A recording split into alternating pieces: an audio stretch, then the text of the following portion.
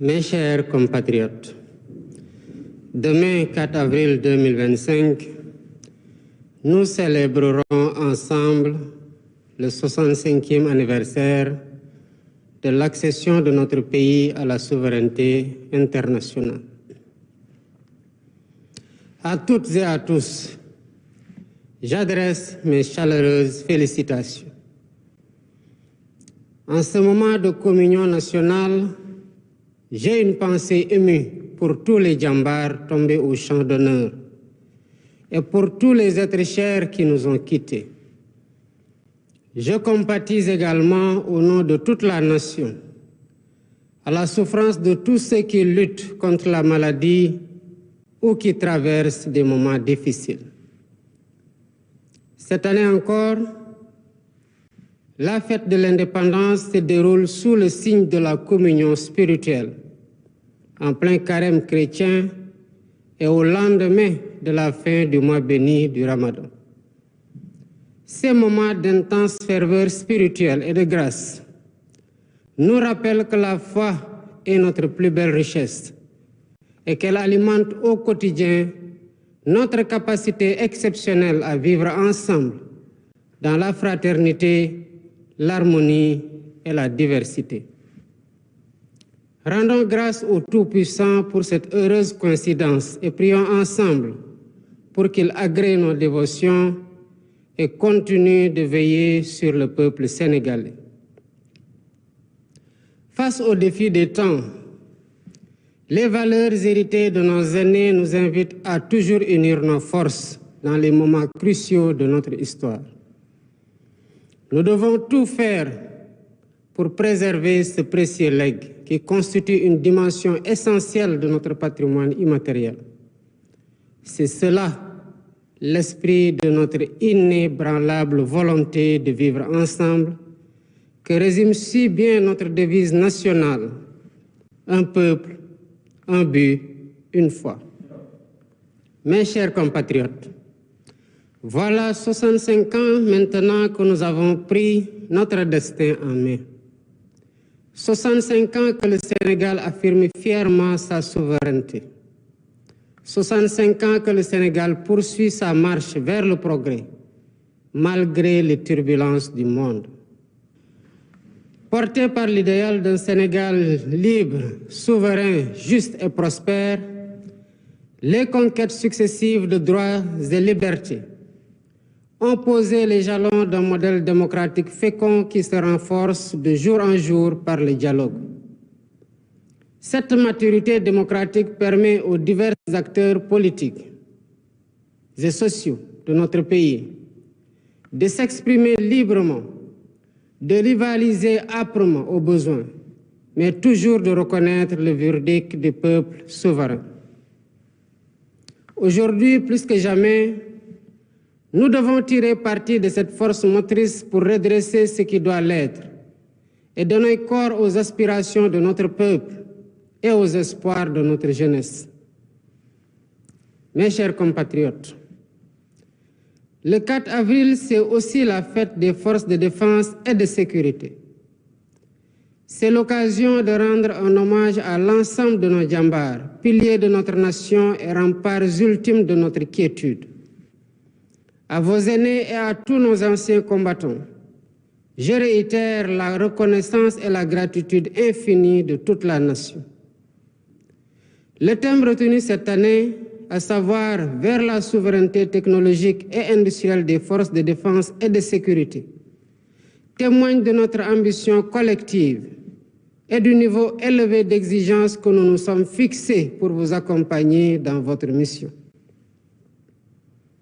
Chers membres des forces de défense et de sécurité, hommes et femmes de devoir, vous êtes les garants de notre paix et les protecteurs infatigables de notre souveraineté.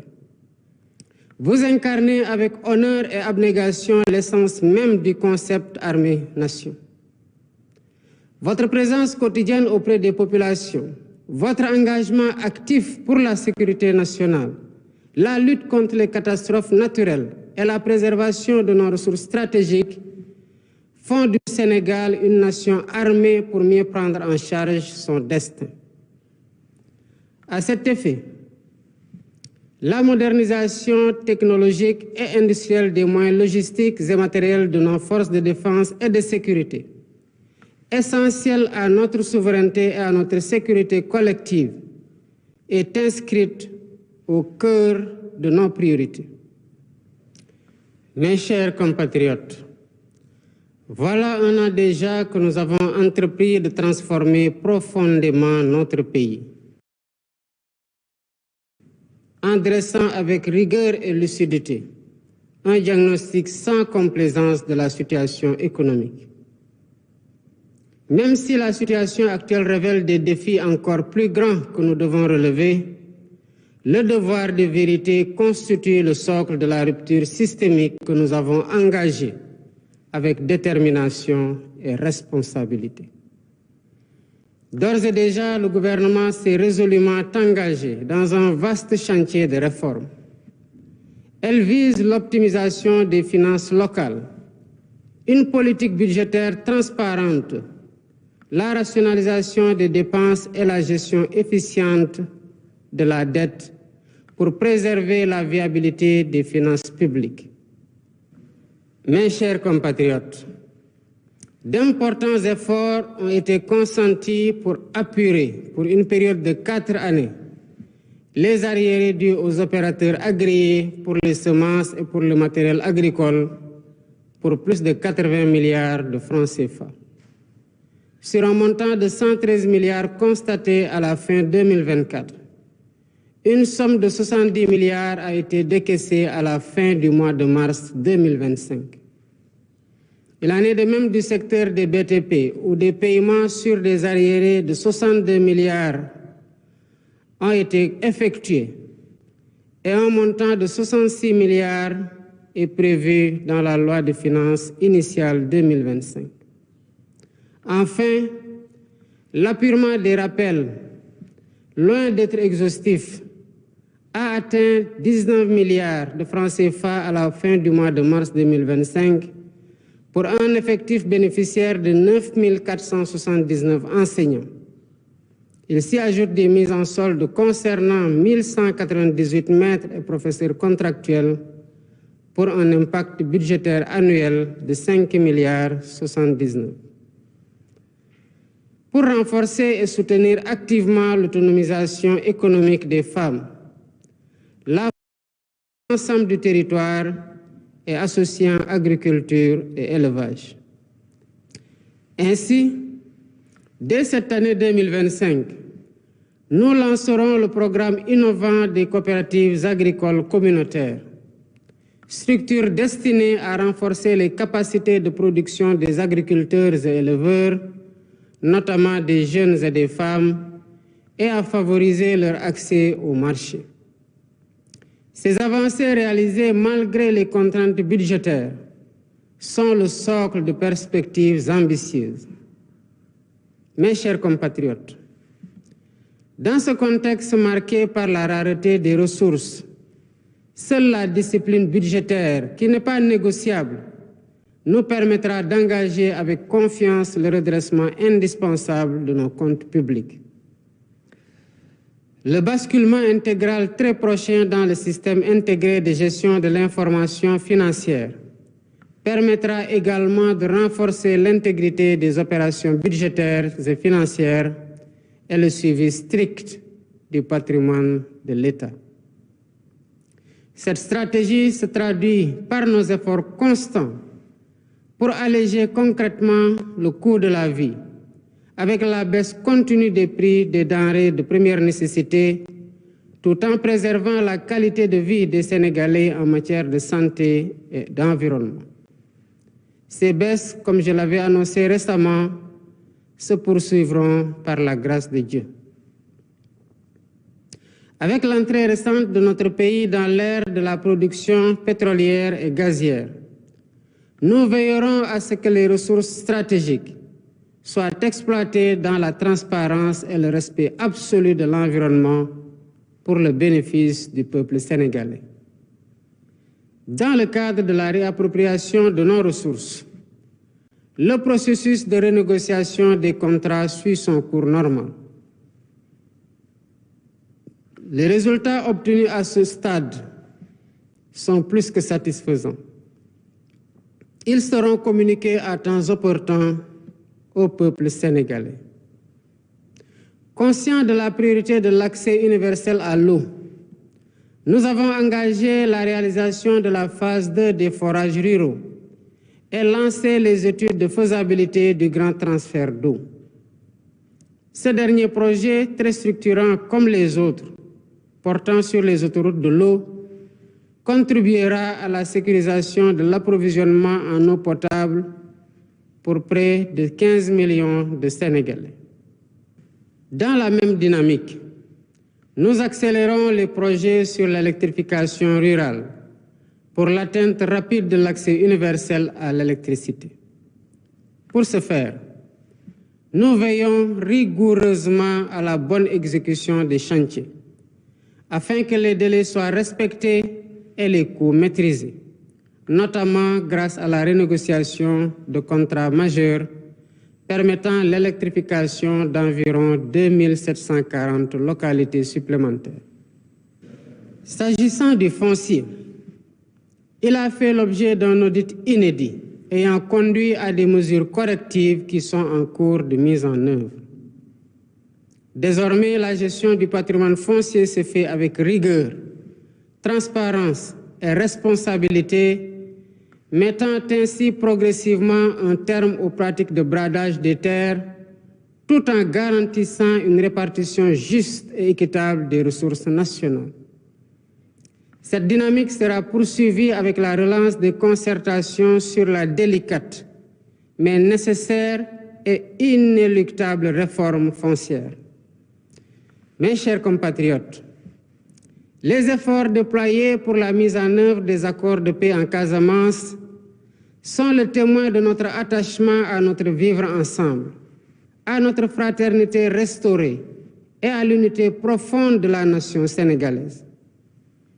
Avec le plan Diomaye pour la Casamance, nous avons engagé un processus irréversible de réconciliation et de retour digne des populations déplacées. Notre vivre ensemble fondé sur des valeurs cardinales constitue notre trésor commun.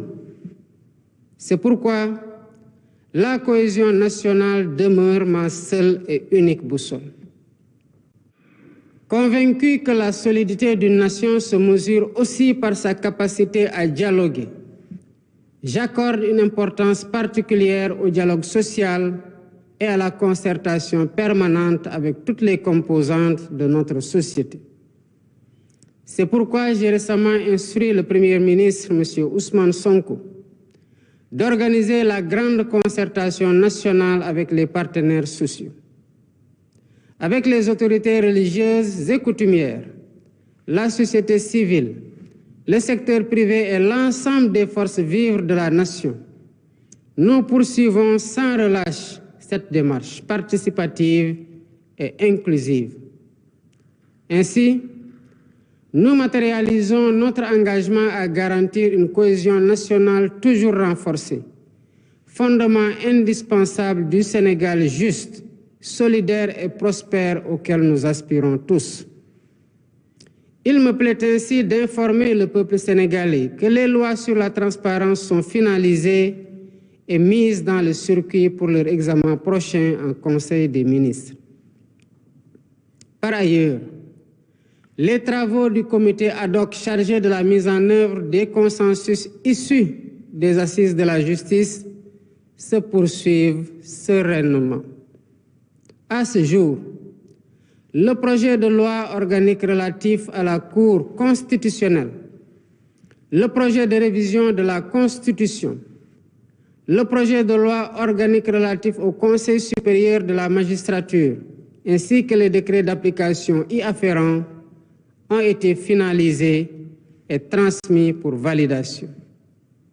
Les textes consacrant le juge des libertés et de la détention, ainsi que les modifications du Code pénal et du Code de procédure pénale pour ce qui concerne, entre autres, les retours de parquet, suivront bientôt. Dans le sillage des concertations, j'annonce que le thème de la prochaine journée nationale du dialogue portera sur le système politique. Le projet de terme de référence déjà finalisé sera transmis dans les meilleurs délais à toutes les parties prenantes pour amendements et contributions pour une meilleure préparation des travaux. Mes chers compatriotes, l'état des finances publiques de notre pays, tel que révélé par l'audit effectué, nous impose de compter d'abord sur nous-mêmes pour redresser la situation. Nous en sommes bien capables et nous le réussirons avec la mobilisation de toutes et de tous. En effet, l'histoire des nations nous enseigne que le chemin du développement nécessite des sacrifices collectivement consentis afin que des lendemains meilleurs puissent advenir. J'appelle donc chacune et chacun à faire preuve de résilience, de solidarité active et d'engagement patriotique face aux défis nombreux et complexes qui se dressent sur notre chemin. Regarder dans la même direction, celle du proche avenir de nos enfants doit être l'horizon fédérateur de toutes nos énergies. Ensemble, forts de notre unité et de notre détermination, nous bâtirons le Sénégal juste et prospère auquel nous aspirons. Vive le Sénégal souverain, vive l'Afrique unie et debout. Bonne fête de l'indépendance à toutes et à tous. Mbokki Sénégal, ëllëg ñeenti fan ci weeru avril dinañu génn wane suñu mbégte ci bu ñu moomee suñu bopp juróom benn fukki at ak juróom a ngi nii. May xalaat di ñaanal ñépp ñi nga xamante ne wane woon nañu ci taxawaayu njàmbaar pour Sénégal moom boppam, waaye di xalaat tamit ñépp ñi nga xamante ne ñoo yore kaaraange réew mi di soldaar yi wàcc liggéey ci défendre indépendance boobu ak fépp fu ñu ko mën defee. Di xalaat tamit ñépp ñi nga xamante ne feebar nañu